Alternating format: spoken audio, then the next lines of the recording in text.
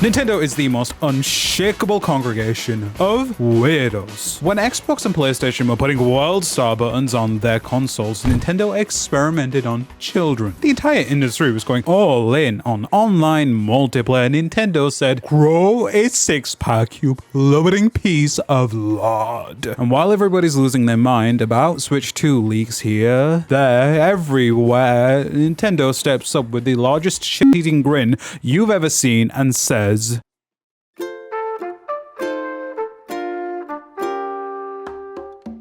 listen to music from some of your favorite Nintendo games. Introducing Nintendo Music.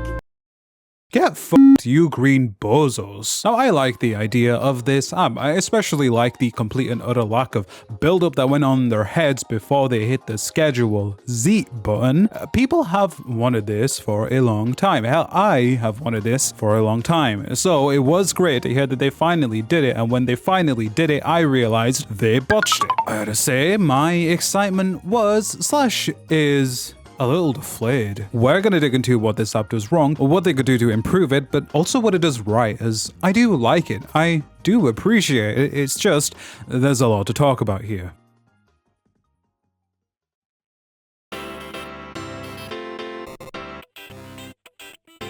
Now, the thing that matters most with Nintendo Spotify is its music library. 10 Marios, 4 Zeldas, 3 Monkeys, 3 Metroids, 2 Kirbys, 2 Splatoons, 2 Pokemons, 1 Yoshi, 1 Animal Crossing, 1 Star Fox, 1 F-Zero, 1 Fire Emblem, and a handful of one-offs. This library is alright, but there is a lot missing here. Like, you take away Mario and Zelda, and that's like half the catalog. So what gives? At some point around the start of the Switch's life, Nintendo discovered the long-lost ancient art of being a dick, drip feeding.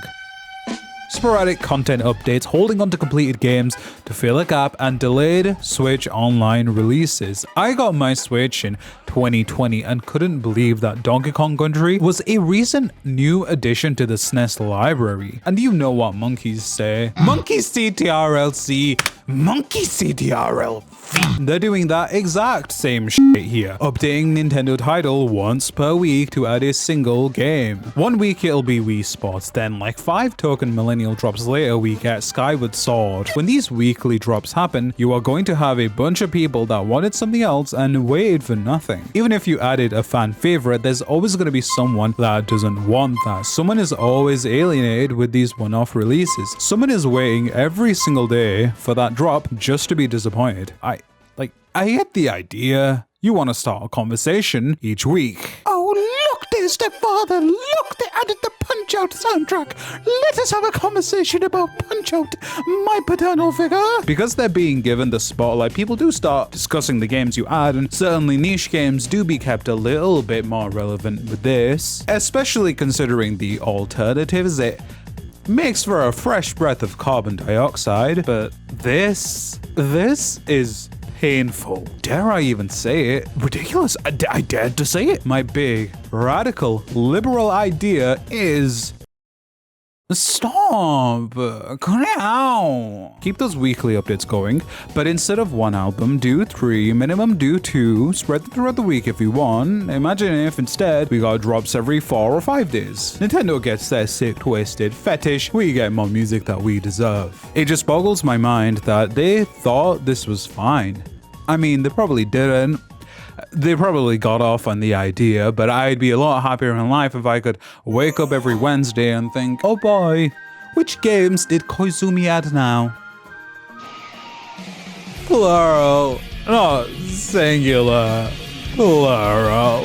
That's the thing about Nintendo, they bow to no one. And I do need to remind you people that this issue is completely exacerbated by the launch lineup of Nintendo Spotify. I mean, I should stop bitching, they gave us the important stuff. But alright, I'll give them credit. New Horizons, Ocarina of Time, Mario Kart 8, super cool picks. You need those day one, right? And I am glad Mario Kart 8 is here with booster tracks, as I wouldn't have been able to handle any pussyfooting around. It's just if we're talking about games that should have been there day one, no Mario 64, no Gen 1 Pokemon, absolutely no Xenoblade, no Smash, not even like 64 or Melee, which have no third-party blockades. The service launched with just 25 games. 25. That is obscene, considering how much music they actually have. I don't even, this argument makes itself. We need to move on and introduce the Stone of Shame, a place for all of Nintendo Music's shameful stone acts. Something to lament is that there is no listen count for any of these songs. I want that. I want it now. I need that now. It's a shame Nintendo is unlikely to ever actually add this feature in, as seeing how many listens a song has is a valuable insight. I imagine that the songs on the platform with the highest play counts would be World 1-1, Animal Crossing Title Team, Gerudo Valley, something from Mario Kart 8. Spotify is really good for this because you get to realize that a lot of video game music is not as fucking popular as it should be. Or maybe the demographic just isn't listening on Spotify. I believe we lose nothing by knowing the stats and only gain information. It's interesting to see which games leave the biggest impact on people through their music relative to how popular those games are. I need you to give me the stone. Another issue I've encountered is it doesn't seem as if you're able to change the storage location for downloaded music to an SD card. Looking my problem up and finding nothing helped me realize something really funny. This is a terrible name. Even if you can do it, it is bad design for something this basic to be this difficult to accomplish, and if you truly can't at all, stone. Nintendo Deezer also lacks a search function. Now, obviously, there is a search function, but there isn't a mini search function that lets you comb through specific collections to find one song. What this means is I can't open up my app on a whimsy because I want to listen to one particular song. I can't just leave my playlist on shuffle after finding what I was looking for if I have a lot there. No, I have to go through all this rigmarole and slowly scroll past everyone to make sure I don't miss house. Added to the stone. Adding on to what I just said, if I do just search for that song, it will only play that song once. This app completely lacks any type of radio/autoplay function, which, yes, sucks ass on Spotify, but should still be here. Now, during a pleasant summer evening on the latrine, I undertook the task of going through all the albums and getting the sweet stuff onto my favorites. I hearted this and I hearted that, but I noticed something. Clicking on a song takes you to this screen that no one knows the name of. What this means is I had to press the back button every time I clicked a song, and that got real clunky when I just wanted to figure out, you know, what the fuck is Toad's Turnpike? Soon it got tiring having to deal with this over and over again. It was a fucking toggle on the display tab in the settings menu. I am like 90% sure I did not click this, so if this is on by default, the app is stupid. If it isn't, I'm stupid. Again, it may or may not be my fault. I don't care. I refuse to take responsibility. On top of those things, Nintendo Apple Music has a few technical issues, which I assume they'll solve or have been solved, so these are shameful deals of the small kind. For the first week of this app, I could not use it at all. I could not sign in. Reinstalled that shit like 5 times and still nothing. The app seemed completely broken, and that was frustrating. Eventually it would fix itself, but then Nintendo Bandcamp got stuck on the black screen with the dots for like a month. To solve this, I had to open and close it again. Wow. Now I have patience.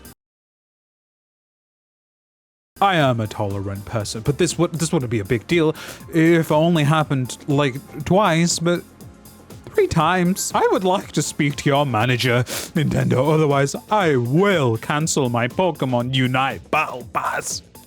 I'll do it. Adding on to that, songs buffer. They have the odd audacity to buffer a song has shut the hell up for 10 seconds for no reason, and I'm being generous with that number. So then you may say, hey, just download the songs. What if I downloaded your IP address? There are times when I've given up trying to make Nintendo LimeWire work and just slammed a song up on a different app, a song that is available on the official service. A plague upon thy households.